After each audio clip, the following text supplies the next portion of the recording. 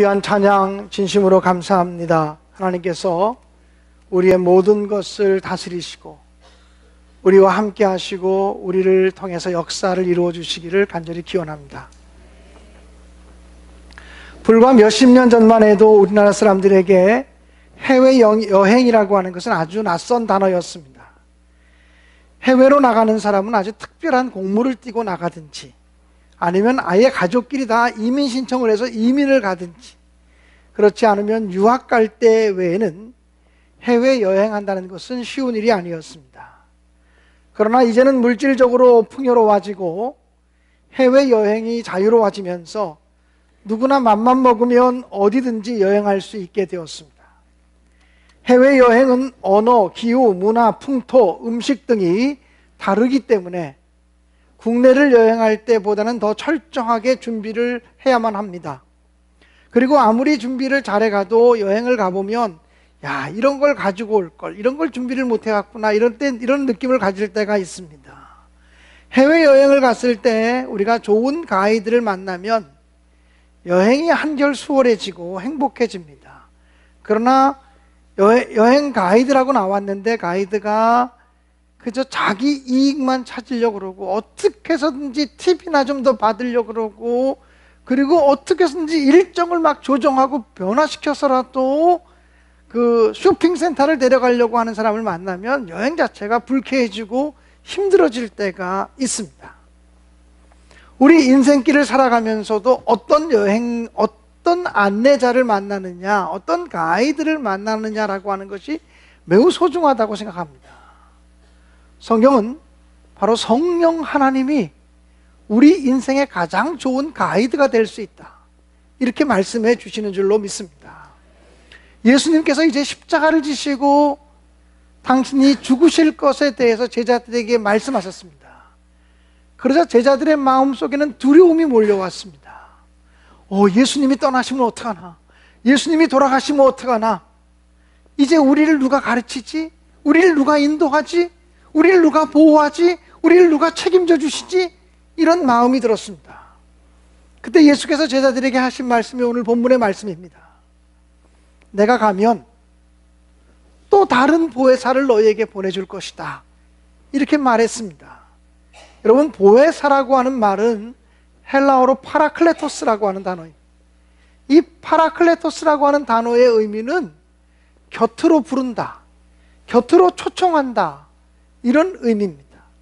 즉 어려움이나 위기나 곤란에 처한 사람들이 자기가 도움을 받을 목적으로 곁으로 초청해서 도와주는 사람을 만들어 놓는 것을 의미합니다.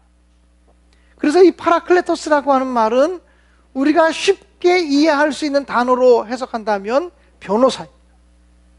내 옆에서 나와 함께 하면서 나에게 필요한 말을 해주고 나를 대변해주고 나를 위해서 일해주는 사람, 이 변호사를 의미합니다.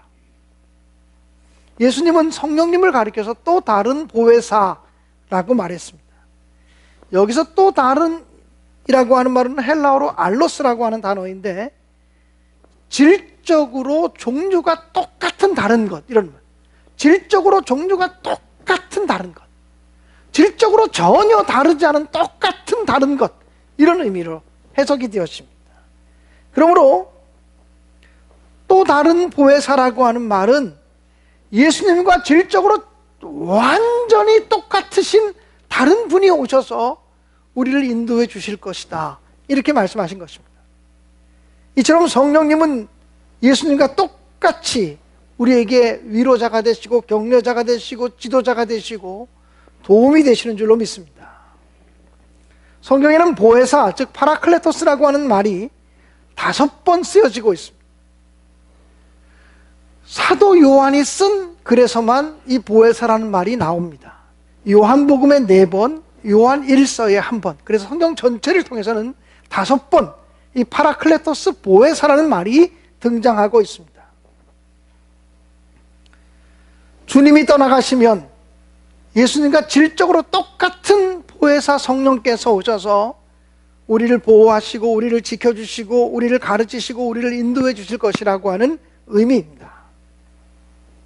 보혜사 성령님은 구체적으로 어떤 분인지 오늘 조금만 더 자세하게 살펴보겠습니다. 첫째는 돕는 자로, 헬퍼로서 우리와 함께 하실 것입니다.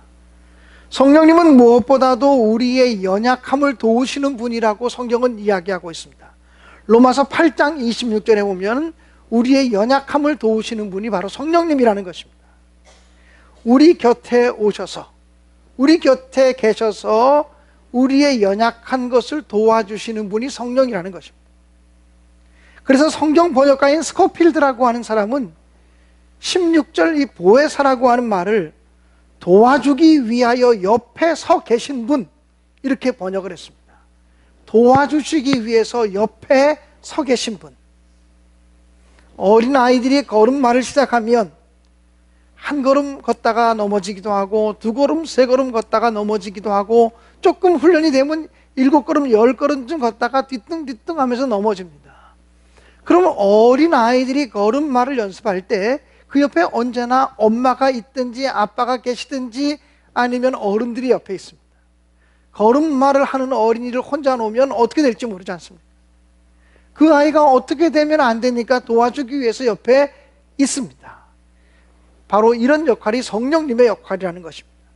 우리가 이 인생길을 다 살아가면서 우리의 연약함 때문에, 우리의 부족함 때문에 해결할 수 없는 문제를 도와주시기 위해서 성령님이 옆에 계신다라고 하는 사실입니다.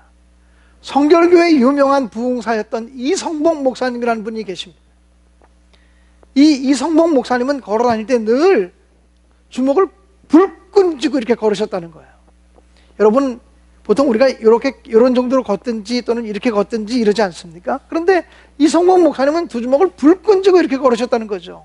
그래서 사람들이, 아니 목사님, 이렇게 주먹을 불끈 쥐고 걸으면 힘들지 않냐고, 왜 이렇게 주먹을 불끈 쥐고 걸으시느냐고. 그랬더니 이성복 목사님 말씀하시기를, 내가 우리 하나님의 손을, 우리 주님의 손을 꼭 잡고 가고 있는 거라. 한순간도 내가 주님을 놓치지 않기 위해서 주님의 손을 꼭 잡고 간다는 의미에서 꽉 잡고 가는 거예요.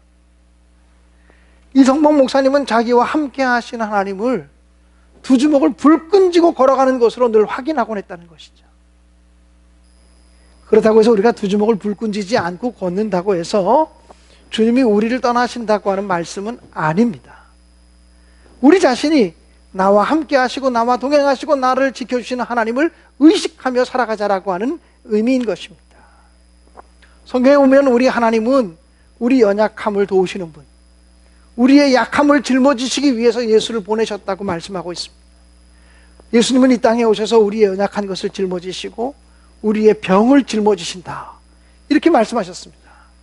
그러므로 모든 연약함이 있는 자들이요, 모든 질병으로 고통당하고 있는 이들이요, 약속의 말씀을 의지하여 기도하시기를 주님의 이름으로 축복합니다.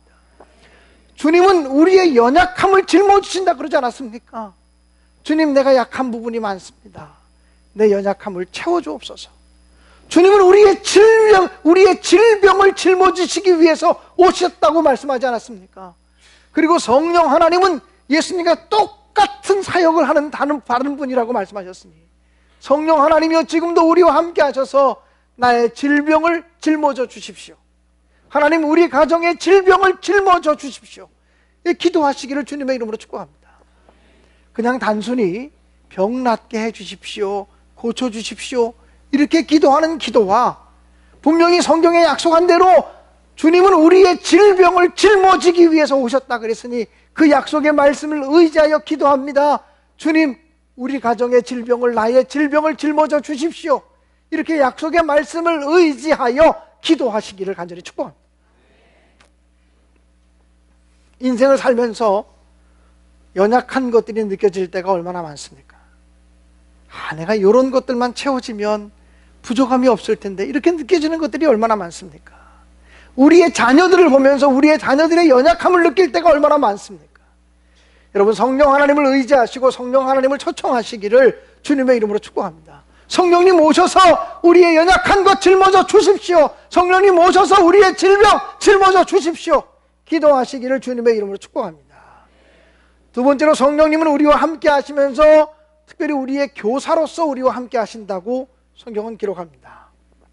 성령님은 예수님과 똑같은 활동을 하시는 분이십니다. 즉 예수님의 주된 사역 중에 하나가 가르치는 일이었습니다. 제자들을 가르치시고 또 무리들을 가르치시고 산에서 가르치시고 들에서 가르치시고 배 위에서 가르치시고 밤에도 가르치시고 낮에도 가르치시고 예수님은 가르치시는 사역을 위해서 이 땅에 오셨습니다. 성령 하나님도 똑같은 사역을 감당하십니다. 성령님이 우리와 함께 하셔서 우리를 가르쳐 주신다라고 하는 사실입니다. 성령님이 우리의 마음속에 들어오셔서 우리가 어떤 일을 할 때 이거 어떻게 하면 좋지? 이런 일이 생길 때 성령님이 우리를 가르쳐 주십니다. 이렇게 해라. 또 우리의 마음속에 깨달음을 주십니다. 어떻게 판단해야 될지, 이 말씀의 의미가 무엇인지 잘 알지 못할 때 성령님이 우리 마음속에 계셔서 내적인 조명을 주십니다. 우리 마음속에서 내적으로 우리를 조명하셔서 깨닫게 하시는 분이 성령 하나님인 줄로 분명히 믿습니다. 지난 주간에 새벽 기도 시간에 민수기의 말씀을 가지고 말씀을 나누면서 특별히 민수기 15장인가 보면 모르고 짓는 죄를 위해서도 하나님께 속죄의 제사를 드려라 하는 말씀이 있습니다. 그 말씀을 나눴습니다. 새벽 기도 시간에 모르고 짓는 죄도 있습니다. 우리가 기도할 때 알고 지은 죄를 용서해 달라고 기도하기도 하지만 주님 내가 모르고 부지중에 지은 죄들을 용서해 달라고 기도하지 않습니까? 그래서 모르고 지은 죄도 우리가 하나님께 용서를 빌며 회개를 구해야 된다고 말씀을 드렸어요. 그러면서 모르고 짓는 죄가 무엇일까? 저는 새벽 기도 시간에 이렇게 얘기를 했습니다. 관행이라고 하는 이름으로 짓는 죄가 있다. 아무렇지도 않게 관행이라고 하는 이름으로 짓는 죄가 있지 않겠습니까? 지금부터 20년 전으로만 거슬러 올라가면 집을 살 때 집을 다 사고 돈을 이렇게 다 치르고 나면 부동산에 있는 분들이 다운 계약서 써드리겠습니다. 그리고 묻지도 않고 그냥 자기 나름대로 다운 계약서를 써줍니다. 이게 뭐 하는 거냐 그러면 이렇게 하는 거예요. 이렇게 해야 세금을 들래요. 그랬습니다. 그러면 예 그러고 그냥 다 받았던 시절이 있습니다. 요즘 청문회 하면서 그런 것이 얼마나 큰 죄로 드러나고 있습니까? 관행이라고 하는 이름으로 지은 죄들이 있습니다. 관습이라고 하는 이름으로 지은 죄들이 있습니다. 전통이라고 하는 이름으로 지은 죄들이 있습니다. 또 문화라고 하는 이름으로 짓는 죄악들도 있습니다. 우리나라에서는 죄가 되는데 다른 나라 가면 죄가 안 되는 것들이 있죠. 문화라고 하는 이름으로 짓는 죄들도 있다라고 하는 사실을 우리는 알아야 합니다. 그렇기 때문에 우리가 모르고 지은 죄들이 너무도 많다고 하는 말씀을 제가 설교 말씀에 전했습니다. 어저께 김택성 집사님 부친께서 하나님 나라로 부르심을 받으셔서 강릉까지 문상을 다녀왔습니다. 토요일 날이라 차가 얼마나 막히든지요. 왕복 12시간 걸려서 다녀왔습니다. 그런데 문상을 가면서 제 옆자리에 앉아 계신 성순근 권사님이 이렇게 말씀하시는 거예요. 목사님, 며칠 전에 목사님이 모르고 짓는 죄에 대해서 말씀을 하셨잖아요. 그랬죠. 근데 목사님 제가 그 말씀을 듣고 차를 몰고서 양평에 있는 저희 집으로 가는데 성권사님이 양평에서부터 하루도 안 빠지고 새벽 기도를 나오시거든요. 어젯밤에도 10시 반에 여기 도착해서 집에 가셨으면 11시가 훨씬 넘으셨을 텐데 오늘 새벽에 또 나오시더라고요. 새벽 기도를. 그러니까 양평으로 차를 몰고 가시면서 성권사님이 그런 말씀 하시더라고요. 모르고 지은 죄가 얼마나 많은가라고 하는 사실을 생각할 때 하염없이 눈물이 나오더라는 거예요. 그래서 하염없이 막 울면서 운전하면서 울면서 눈물 닦으면서 그렇게 운전을 했느라고 고백을 했어요. 여러분, 제가 성순근 권사님의 눈탱이를 한 대 쳤습니까? 그분이 왜 우십니까? 그분에게 제가 모르고 지은 죄를 회개하라고 그분 개인에게 얘기한 거 아니지 않습니까? 성령께서 우리 마음속에 말씀하시고 깨닫게 하실 때 감동이 있는 것이죠. 저는 똑같은 설교 말씀을 전해도 똑같은 설교 말씀을 들으면서 은혜가 되는 사람이 있고 은혜가 안 되는 사람이 있을 수 있습니다. 어떤 때 똑같은 설교 말씀을 전했는데 어떤 사람은 그 말씀 듣고 목사님 너무나 큰 은혜를 받았습니다, 이렇게 고백하는 사람이 있는가 하면, 목사님 그 설교 저 들으라고 한 소리죠, 저 시험 들었습니다, 뭐 그러면서 교회 안 나올 거예요, 그런 사람도 있습니다. 누구라고 얘기는 하지 않지만 그런 일들이 종종 있습니다. 종종 있습니다. 여러분, 똑같은 말씀을 전하는데 다르게 듣는 거죠. 그래서 우리는 설교를 들을 때 준비 기도가 필요한 것입니다. 성령께서 제 마음의 문을 열어주시고 하나님의 말씀을 성령의 능력 안에서 듣게 하옵소서라고 기도해야 되는 것입니다. 제가 은혜 주는 것이 아니라 성령께서 은혜 주시는 것입니다. 목회자나 설교자가 설교를 잘하기 때문에 은혜가 되는 것이 아니라 성령께서 여러분의 마음을 감동하실 때 놀라운 은혜와 권능의 역사가 임하게 될 줄로 믿습니다. 때를 따라 저는 오늘 설교 죽었구나, 속된 말로 이렇게 설교를 못할 수가 있나, 내가 하려고 했던 설교를 다 못했다, 그리고 왜 이렇게 입이 꼬이고 말이 꼬이고 왜 이렇게 설교가 안 되나, 그리고 설교 끝나고 나서 주눅이 들어있는 때가 있습니다. 그런데 이상한 것은요, 설교 끝나고 주눅 들어서 하나님 용서해 주세요, 하나님 정말 죄송합니다, 많은 교인들이 설교를 사모하며 교회를 나왔는데 이 어려운 시간, 바쁜 시간 쪽에서 교회 나왔는데 목회자가 이렇게 설교를 준비를 못해서 이러뇨, 하나님 너무 죄송합니다, 그리고 하나님께 죄송하다고 통회하면서 기도할 때가 있습니다. 그러면 그 주간엔 분명히 이런 일이 생겨요. 나는 설교 죽었다고 막 하나님께 통회 자복했는데 누군가 전화해서 목사님 설교에 큰 은혜 받았습니다, 그런 사람이 있어요.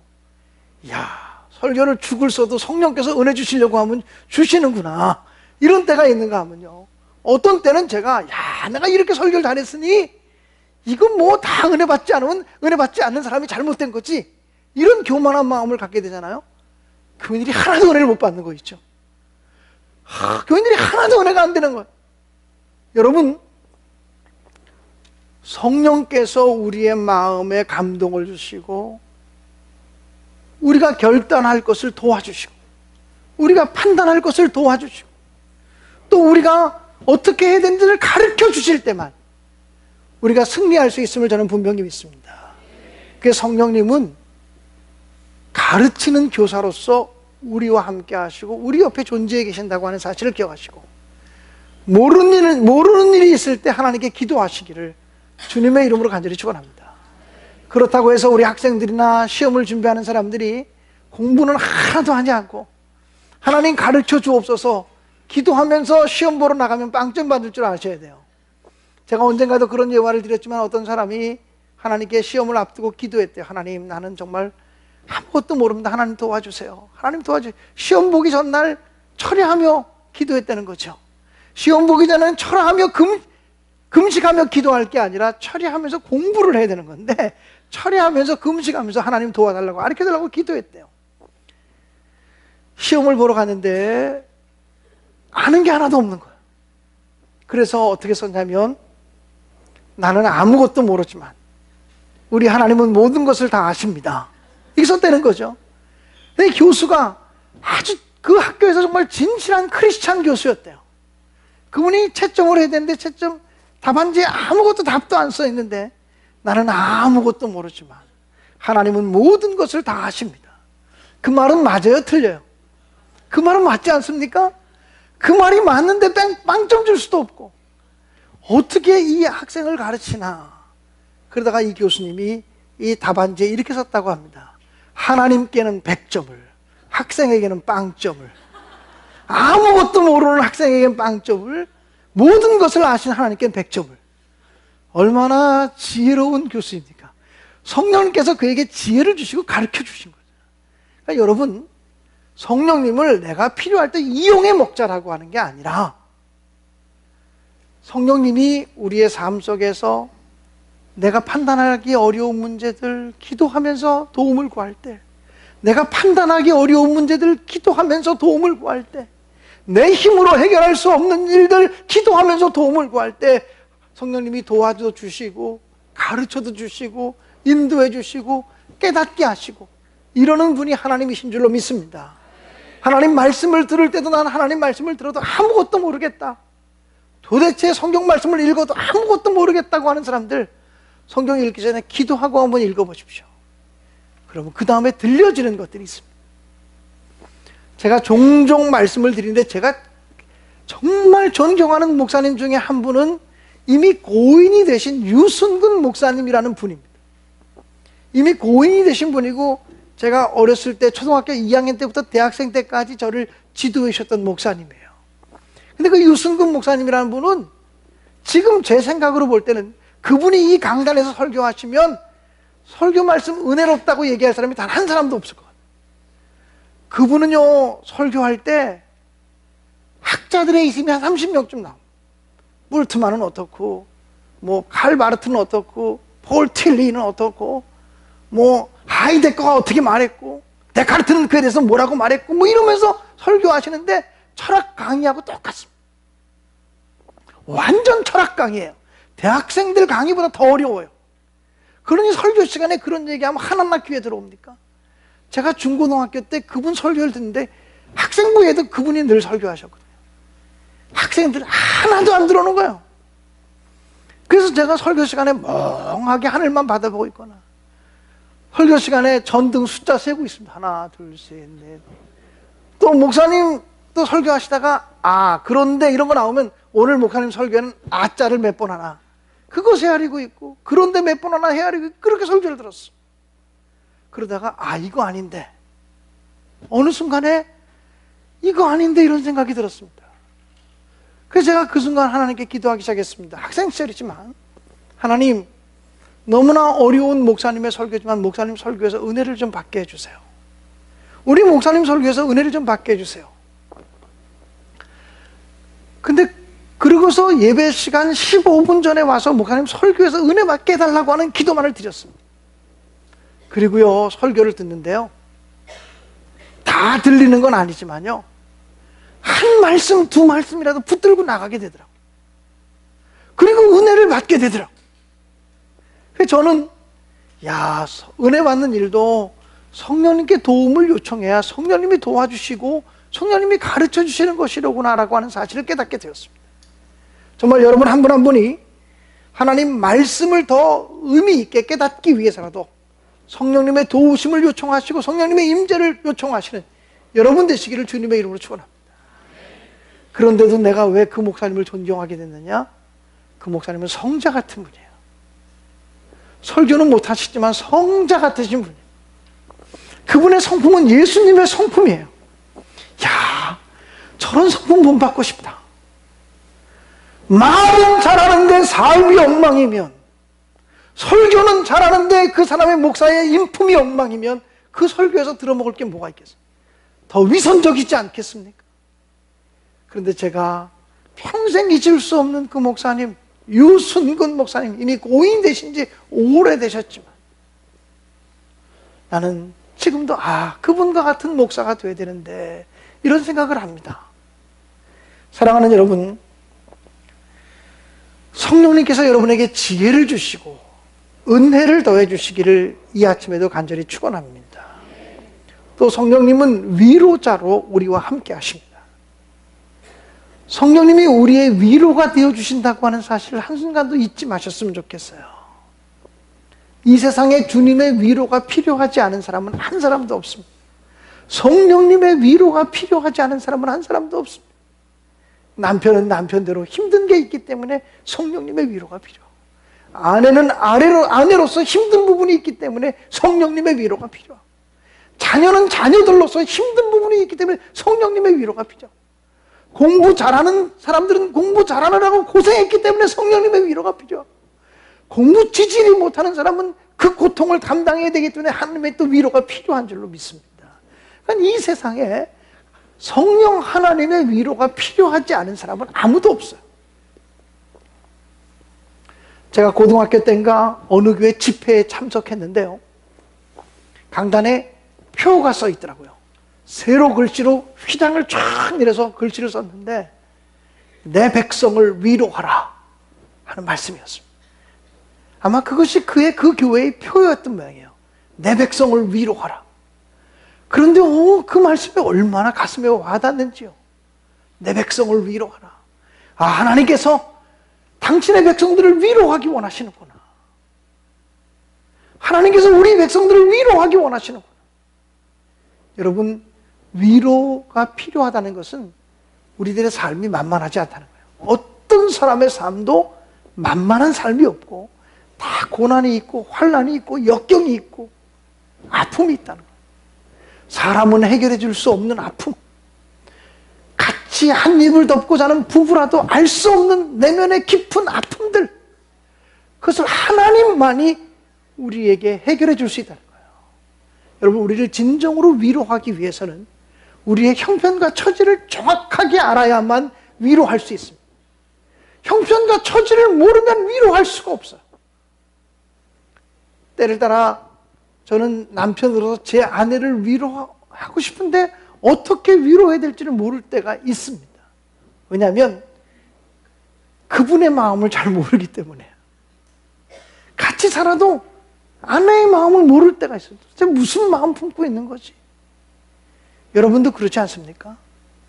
저는 세상에 제일 교만한 사람이, 내가 너 탁 보면 안다, 이 사람이 제일 교만한 사람이에요. 내가 안 들어도 안다, 안 봐도 비디오다, 난 이렇게 얘기하는 사람이 제일 교만한 사람. 난 앞만 봐도 모르겠대요. 우리 교인들 앞만 봐도 모르겠고, 우리 장로님들 앞만 봐도 모르겠고, 내가 같이 살아가는 내 아내도 내 자식들도 앞만 봐도 모르겠어요.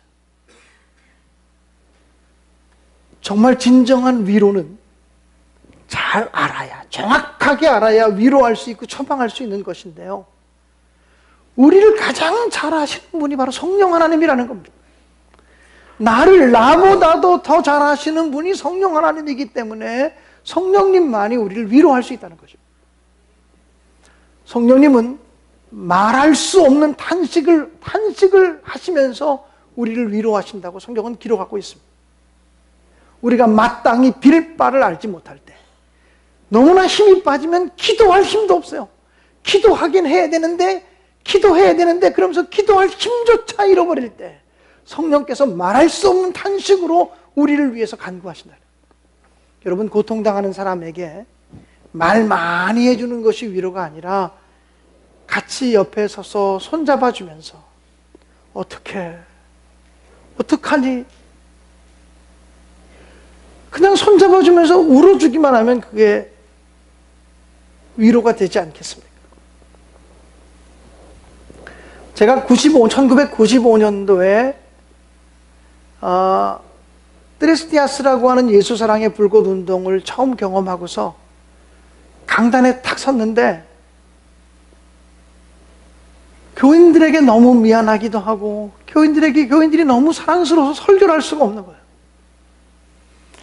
그 훈련을 통해서 하나님은 사랑이라고 하는 사실을 경험하게 되었을 때, 교인들 앞에 섰는데 내가 너무 부끄럽고 교인들은 너무나 사랑스럽고 설교할 수가 없는 거예요. 이렇게 딱 섰는데 교인들의 얼굴을 바라보는데 눈물이 나서 설교할 수가 없는 거예요. 그래서 설교를 거의 못하고 눈물만 흘리다 강단에서 내려왔어요. 그런데요, 교인들이 이상하죠. 설교 끝나고 나는데 다 은혜 받았다는 거예요. 저는 설교도 안 하고 울다가 내려왔는데 다 은혜 받았다는 거예요. 여러분, 진정한 위로가 뭐냐면 같이 울어주는 게 위로거든요. 저는 장례식 집에 가서 주님이 살아계시니까, 주님이 부활하셨으니까 울지 마시오, 천국이 있으니까 울지 마시오, 이렇게 말하는 목사들을 보면 이해가 안 되는 목사예요. 천국이 있어도 우리는 육신의 몸을 지니고 있는 사람이기 때문에 욕정이 있는 거예요. 같이 모시고 살았던 아버지가 죽고 엄마가 죽고 남편이 죽고 아내가 죽고 자식이 죽었는데 어떻게 안 울어요? 어떻게 안 슬퍼요? 예수님도 죽은 나사로의 집에 가셔서 먼저 울어주신 것부터 하셨어요. 위로하고 고쳐주고 치료를 베풀고 이거 하시는 것이 아니라 위로하는 일부터, 울어주는 일부터 하셨어요. 예수님이. 진정한 위로는 함께 울어주는 것이죠. 여러분, 여러분을 위해서 울어줄 사람이 얼마나 많습니까? 여러분을 위해서 울며 기도해 줄 사람이 얼마나 있습니까? 성경에 보니까 성령님께서 말할 수 없는 탄식으로 우리를 위해서 친히 간구하신다 그랬습니다. 우리에게 성령님보다 더 좋은 위로자가 어디 있겠습니까? 성령님이 위로의 하나님으로 오늘도 여러분과 함께 하심을 분명히 믿습니다. 성령님은 보혜사 성령님이죠. 변호사, 위로자, 도움자, 치료자, 상담자, 연약한 나를 돕기 위해서 함께 하시는 분입니다. 부족한 나를 돕기 위해서 함께 하시는 분이십니다. 내게 힘을 주시기 위해서 함께 하시는 분이십니다. 두려워 말라, 내가 너와 함께 함이니라. 놀라지 말라, 나는 너의 하나님이 됨이니라. 내가 너를 굳세게 하리라. 참으로 너를 도와주리라. 말씀하시는 분이십니다. 그러므로 성령님이 지금 여러분 안에 머물러 계신 것을 확신하시고 늘 성령 하나님께 도움을 요청하시기 바랍니다. 성령님 도와주세요. 성령님 도와주세요. 성령님 지혜를 주세요. 성령님 깨닫게 해주세요. 성령님을 자꾸 불러서 성령 하나님께 도움을 요청하시기 바랍니다. 그리고 성령 하나님과 살아가면서 승리하는 인생이 되시기를 주님의 이름으로 간절히 축원합니다.